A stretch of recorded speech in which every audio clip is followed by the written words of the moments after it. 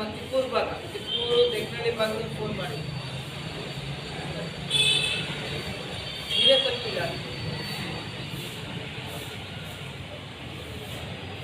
ಈ ಮೂಲಕ ನಿಮ್ಮೆಲ್ಲರೂ ಮುಖ್ಯನ ಸರ್ಕಾರನ ಒತ್ತಾಯ ಮಾಡ್ತಾ ನೀವು ಬೆಳೆಗೆ ನೀರು ಕೊಡಬೇಕು. ಕೊಡಲಿಲ್ಲ ಅಂದರೆ ಏನು ನೀವು ಕಂದಾಯ ತಗೋತಾ ಇದ್ದೀರಿ?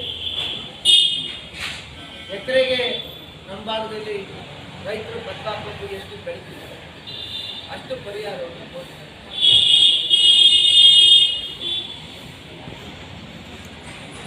ನಿಮ್ಮ ಫ್ರೀ ಸ್ಕೀಮ್ ಜೊತೆಗೆ ರೈತನು ಕೆಲಸ ಮಾಡಿ ರೈತ ಉಳಿಬೇಕು.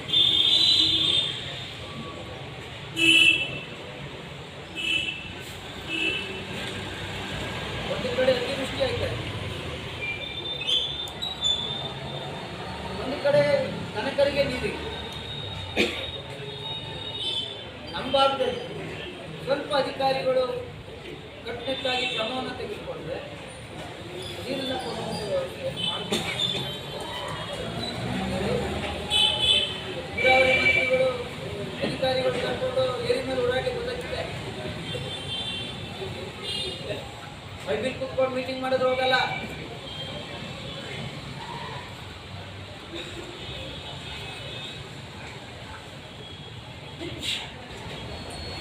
ಸರ್ಕಾರದ ಒತ್ತಾಯವನ್ನು ಮಾಡಿ